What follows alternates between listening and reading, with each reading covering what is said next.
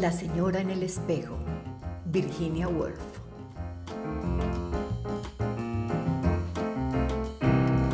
La gente no debiera dejar espejos colgados en sus habitaciones, tal como no debe dejar talonarios de cheques o cartas abiertas confesando un horrendo crimen.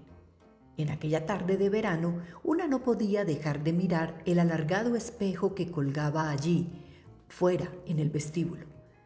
Las circunstancias así lo habían dispuesto. Desde las profundidades del diván en la sala de estar se podía ver en el reflejo del espejo italiano no solo la mesa con cubierta de mármol situada enfrente, sino también una parte del jardín más allá. Se podía ver un sendero con alta hierba que se alejaba por entre parterres de altas flores hasta que en un recodo el marco dorado lo cortaba. La casa estaba vacía y una se sentía, ya que era la única persona que se encontraba en la sala de estar, igual que uno de esos naturalistas que, cubiertos con hierbas y hojas, yacen observando a los más tímidos animales, tejones, nutrias, martín pescadores, los cuales se mueven libremente cual si no fueran observados. Aquel atardecer, la habitación estaba atestada de esos tímidos seres de luz y sombras, con cortinas agitadas por el viento, pétalos cayendo, cosas que nunca ocurren o eso parece cuando alguien está mirando. La silenciosa y vieja estancia campestre, con sus alfombras, su hogar de piedra, con sus hundidas estanterías para libros y sus cómodas laqueadas en rojo y oro, estaba llena de esos seres nocturnos. Se acercaban contoneándose y cruzaban hacia el suelo, pisando delicadamente con los pies, elevándose muy alto, y las colas extendidas en abanico y picoteando significativamente, cual si hubieran sido cigüeñas o bandadas de pavos reales con la cola cubierta de velo de plata. Y también había sombríos matices y oscurecimientos, como si una sepia hubiera teñido bruscamente el aire con morado. Y el cuarto tenía sus pasiones, sus furias, sus envidias y sus penas cubriéndolo, nublándolo, igual que un humano. Nada seguía invariable siquiera durante 2 segundos. Pero fuera, el espejo reflejaba la mesa del vestíbulo, los girasoles y el sendero del jardín con tal precisión y fijeza que parecían allí contenidos sin posibilidad de escapar en su realidad. Constituía un extraño contraste, aquí todo cambiante, allá todo fijo. No se podía evitar que la vista saltara para mirar lo uno y lo otro. Entretanto, debido a que por el calor todas las ventanas y puertas estaban abiertas, se daba un perpetuo suspiro y cese del sonido, como la voz de lo transitorio y perecedero.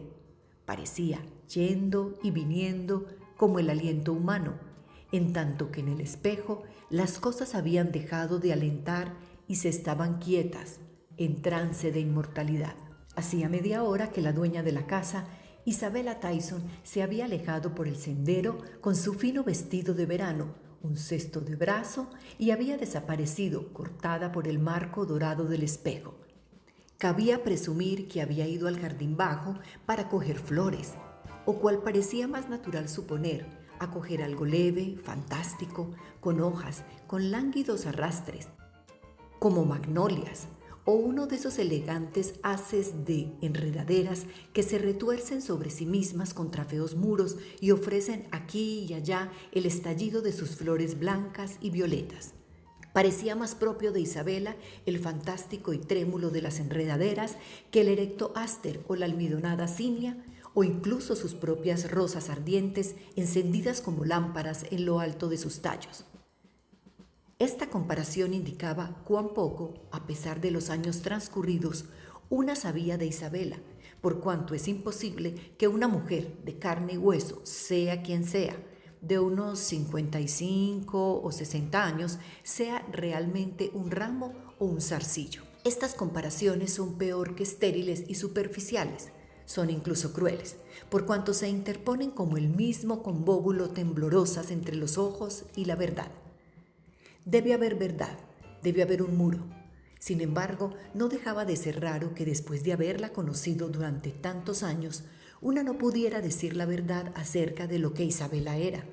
Una todavía componía frases como esas referentes a enredaderas y ásteres.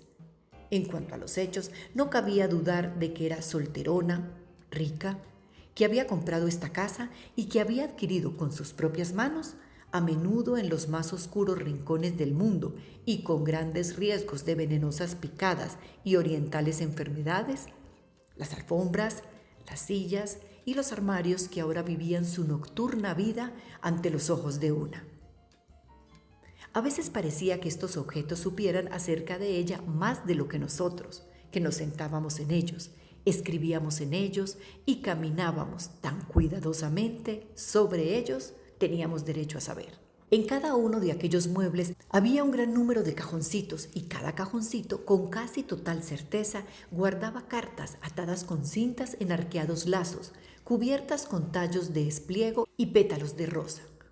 Sí, ya que otra verdad, si es que una quería verdades, consistía en que Isabela había conocido a mucha gente, tenía muchos amigos, por lo que, si una tenía la audacia de abrir un cajón y leer sus cartas, hallaría los rastros de muchas agitaciones, de citas a las que acudir, de reproches por no haber acudido, largas cartas de intimidad y afecto, violentas cartas de celos y acusaciones, terribles palabras de separación para siempre, ya que todas esas visitas y compromisos a nada habían conducido. Es decir, Isabela no había contraído matrimonio y, sin embargo, a juzgar por la indiferencia de máscara de su cara, había vivido 20 veces más pasiones y experiencias que aquellos cuyos amores son pregonados para que todos sepan de ellos. Bajo la tensión de pensar en Isabela, aquella estancia se hizo más sombría y simbólica. Los rincones parecían más oscuros, las patas de las sillas y de las mesas más delicadas y jeroglíficas. De repente, estos reflejos terminaron violentamente, aunque sin producir sonido alguno. Una gran sombra negra se cernió sobre el espejo, lo borró todo, sembró la mesa con un montón de rectángulos de mármol veteados de rosa y gris y se fue. Pero el cuadro quedó totalmente alterado. De momento quedó irreconocible, ilógico y totalmente desenfocado. Una no podía poner en relación aquellos rectángulos con propósito humano alguno. Y luego, poco a poco, cierto proceso lógico comenzó a afectar a aquellos rectángulos. Comenzó a poner en ellos orden y sentido y a situarlos en el marco de los normales aconteceres. Una se dio cuenta, por fin, de que se trataba meramente de cartas. El criado había traído el correo. Reposaban en la mesa de mármol, todas ellas goteando, al principio, luz y color crudos no absorbidos. Y después fue extraño ver cómo quedaban incorporadas, dispuestas y armonizadas, cómo llegaban a formar parte del cuadro y recibían el silencio y la inmortalidad que el espejo confería.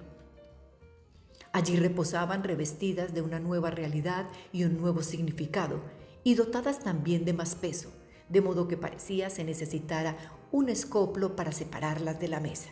Y, tanto si se trataba de verdad como de fantasía, no parecía que fueran un puñado de cartas, sino que se hubieran transformado en tablas con la verdad eterna incisa en ellas. Si una pudiera leerlas, una sabría todo lo que se podía saber acerca de Isabela, sí, y también acerca de la vida. Las páginas contenidas en aquellos sobres marmóreos forzosamente tenían que llevar profuso y profundamente hendido significado. Isabela entraría, las cogería una a una, muy despacio, las abriría y las leería cuidadosamente una a una. Y después, con un profundo suspiro de comprensión, como si hubiera visto el último fondo de todo, rasgaría los sobres en menudas proporciones, ataría el montoncito de carta y las encerraría bajo llave en un cajón, decidida a ocultar lo que no deseaba se supiera. Este pensamiento cumplió la función de estímulo. Isabela no quería que se supiera, pero no podía seguir saliéndose con la suya. Era absurdo, era monstruoso. Si tanto ocultaba y si tanto sabía, una tenía que abrir a Isabela con el instrumento que más al alcance de la mano tenía, la imaginación. Una debía fijar la atención en ella inmediatamente, ahora. Una tenía que dejar clavada allí a Isabela. Una debía negarse a que le dieran más largas mediante palabras y hechos propios de un montón determinado mediante cenas y visitas y corteses conversaciones. Una tenía que ponerse en los zapatos de Isabela. Interpretando esta última frase literalmente, era fácil ver la clase de zapatos que Isabela llevaba, allá en el jardín de abajo en los presentes instantes. Eran muy estrechos y largos y muy a la moda, del más suave y flexible cuero. Al igual que cuanto llevaba era exquisito, y ahora estaría en pie junto al alto seto, en la parte baja del jardín, alzadas las tijeras que llevaba atadas a la cintura para cortar una flor muerta, una rama excesivamente crecida. El sol le daría en la cara, incidiría en sus ojos, pero no, en el momento crítico, una nube cubriría el sol, dejando dubitativa la expresión de sus ojos. ¿Qué era? ¿Burlona o tierna? ¿Brillante o mate? Una solo podía ver el indeterminado contorno de su cara, un tanto marchito, bella, mirando hacia el cielo. Pensaba, quizá, que debía comprar una nueva red para las fresas, que debía mandar flores a la viuda de Johnson, que había ya llegado el momento de ir en automóvil a visitar a los Hippisley en su nueva casa. Ciertamente, esas eran las cosas de que hablaba durante la cena, pero una estaba cansada de las cosas de que hablaba en la cena.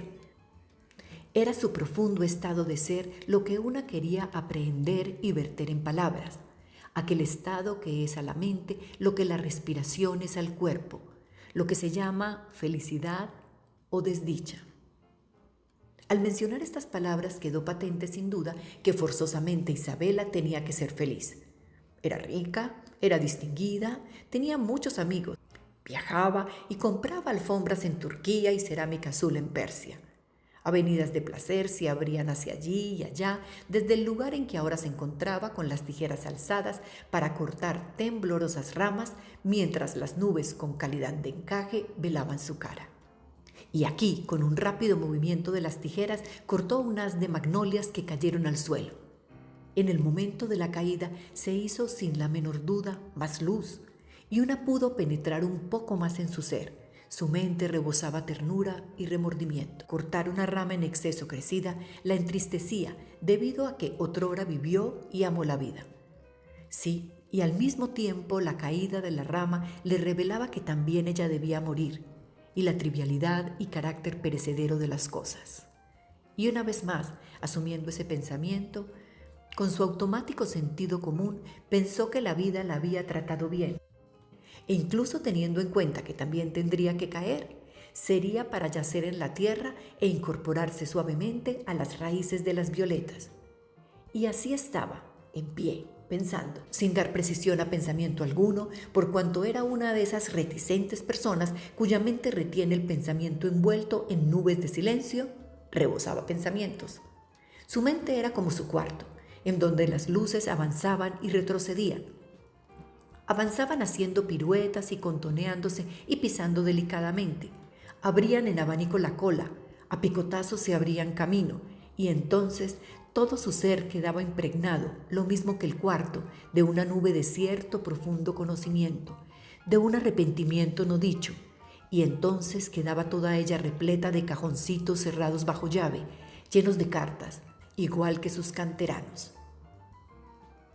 Hablar de abrirla como si fuera una ostra, de utilizar en ella la más hermosa, sutil y flexible herramienta entre cuantas existen, era un delito contra la piedad y un absurdo. Una tenía que imaginar, y allí estaba ella, en el espejo. Una tuvo un sobresalto. Al principio estaba tan lejos que uno no podía verla con claridad. Venía despacio, deteniéndose de vez en cuando, enderezando una rosa aquí, alzando un clavel allá para olerlo, pero no dejaba de avanzar, y constantemente se hacía más grande y más grande en el espejo, y más completa era la persona en cuya mente una había intentado penetrar. Una la iba comprobando poco a poco, incorporaba las cualidades descubiertas a aquel cuerpo visible. Allí estaba su vestido verde gris, y los alargados zapatos, y el cesto, y algo que relucía en su garganta. Se acercaba tan gradualmente que no parecía perturbar las formas reflejadas en el espejo, sino que se limitara a aportar un nuevo elemento que se movía despacio y que alteraba los restantes objetos como si les pidiera cortésmente que le hicieran sitio. y las cartas y la mesa y los girasoles que habían estado esperando en el espejo se separaron y se abrieron para recibirla entre ellos. Por fin llegó. Allí estaba, en el vestíbulo. Se quedó junto a la mesa. Se quedó totalmente quieta. Inmediatamente el espejo comenzó a derramar sobre ella una luz que parecía gozar de la virtud de fijarla, que parecía como un ácido que corroía cuanto no era esencia, cuanto era superficial y solo dejaba la verdad. Era un espectáculo fascinante. Todo se desprendió de ella, las nubes, el vestido, el cesto y el diamante. Todo lo que una había llamado enredaderas y magnolias. Allí abajo estaba el duro muro. Aquí estaba la mujer en sí misma. Se encontraba en pie y desnuda bajo la luz despiadada, y nada había. Isabela era totalmente vacía. No tenía pensamientos, no tenía amigos, nadie le importaba. En cuanto a las cartas, no eran más que facturas. Mírala ahí, en pie, vieja y angulosa, con abultadas venas y con arrugas, con su nariz de alto puente y su cuello rugoso. Ni siquiera se toma la molestia de abrirlas. La gente no debiera dejar espejos colgados en sus estancias.